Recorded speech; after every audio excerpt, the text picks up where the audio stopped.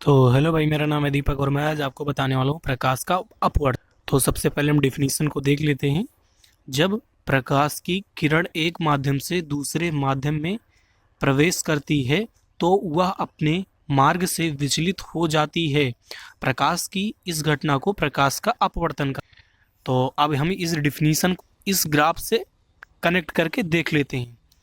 तो डिफिनीशन में क्या कहा गया है कि जब प्रकाश की किरण एक माध्यम से दूसरे माध्यम में प्रवेश करती है, तो यहाँ पर हम देख लेते हैं क्या कह रहा है कि जब प्रकाश की किरण, तो ये क्या है, प्रकाश की किरण एक माध्यम से, तो वो माध्यम कौन सा होगा, विरल। तो विरल माध्यम में हमने क्या लिया, वायु। तो जब विरल माध्यम से दूसरे माध्यम में प्रवेश करती है तो दूसरा माध्यम क्या होगा, तो सघन माध्यम में हमने क्या लिया, कांच।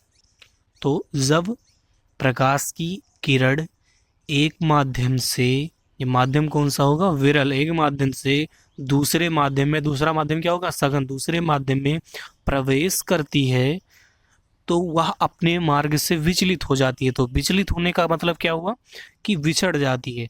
तो उसका मार्ग क्या होना चाहिए, ऐसे सीधा जाना चाहिए। तो सीधा ना जा करके क्या हुआ, अविलंब की ओर झुक गई, अपने मार्ग से विचलित हो गई। उसका मार्ग कैसा होना चाहिए, ऐसे सीधा होना चाहिए। तो अपने मार्ग से क्या हो गई, विचलित हो गई, बिछड़ गई, है ना, अविलंब की ओर झुक गई। तो इसे हम क्या कहते हैं, प्रकाश की इस घटना को हम प्रकाश का अपवर्तन कहते हैं। ठीक है भैया। तो आपके मन में उठ रहा हो कि विरल, विरल क्या है, सघन क्या है। तो विरल का मतलब अपने लैंग्वेज में समझ लो, वीरर, वीरर कहते हैं ना, बहुत वीरर वीरर हो गया है। और सघन का मतलब घन। तो सघन का मतलब हो गया घन। घन से हम ले लेते हैं बहुत ही पास पास, बहुत घना। ठीक है। तो ये जो वायु का माध्यम हो गया बहुत बहुत दूर दूर है, और ये सघन, घन का मतलब हो गया बहुत घना घना, है ना, बहुत पास पास। ये जो कांच के कण होते हैं वो बहुत पास पास होते हैं, और जो वायु के कण होते हैं वो बहुत ही दूर दूर होते हैं। ये आने वाली किरण को क्या कहते हैं, आपतित किरण। और इस सघन माध्यम में जाने वाली किरण को क्या कहते हैं, अपवर्तित किरण। और इस अभिलंब और आपतित किरण के बीच बना जो कोण है, एंगल है, उसको हम आपतन कोण कहते हैं, जिसको हम आई से लिखते हैं। और ये जो अपवर्तित किरण है और अभिलंब है, इन दोनों बीच के बने कोण को हम क्या कहते हैं, अपवर्तन कोण, जिसको हम आर से लिखते हैं।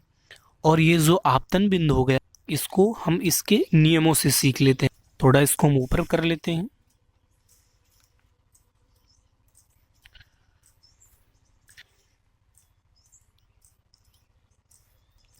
तो ये रहा प्रकाश अपवर्तन के दो नियम। तो हम पहले नियम को देख लेते हैं। तो पहला नियम क्या कह रहा है कि आपतित किरण, ये भैया जो आने वाली किरण है, इसको थोड़ा अभी हम ऊपर करके आपको समझा देते हैं। पहले इसको हम पढ़ लेते हैं। आपतित किरण, अपवर्तित किरण, ये जो है अपवर्तित किरण, तथा आपतन बिंदु, ये जो आपतन बिंदु है, आपतन बिंदु पर अभिलंब, ये जो अभिलंब है, ये जो अभिलंब है, तीनों एक ही तल पर है। देख लीजिए भैया, ये तीनों, ये आने वाली और ये जो अभिलंब है और ये अपवर्तित है, ये क्या है, तीनों एक ही तल पर है। ठीक है।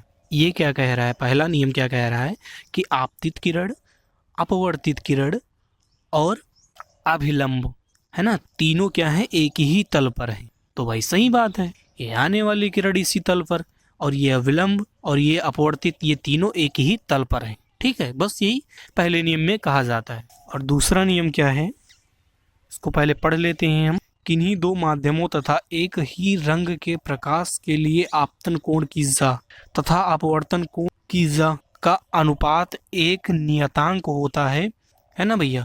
तो sine i upon sine r equal to नियतांक, इन दोनों का अनुपात, इसको हम थोड़ा आपको ऊपर करके समझा देते हैं। ये आपतन कोण साइन आई हो गया और ये अपवर्तन कोण साइन आर हो गया।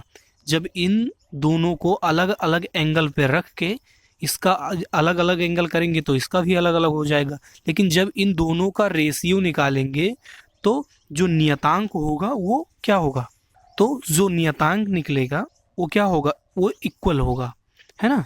इन दोनों को किसी भी एंगल पे रख के जब इन दोनों का रेशियो निकाला जाएगा तो इसके बराबर होगा। बराबर का मतलब ही हो गया कि समान रहे, है ना। हम इसी नियम को स्नेल का नियम भी कहते हैं। तो भैया इन दोनों को किसी भी एंगल पे रख के जब हम दोनों का मान निकालेंगे तो एक नियतांक के बराबर आएगा। नियतांक को इंग्लिश में कहते हैं कांस्टेंट, और कांस्टेंट बदलता नहीं है, इन दोनों का मान कुछ भी हो जाए, लेकिन जब रेशियो निकलेगा तो एक नियतांक के बराबर आएगा। तो धन्यवाद।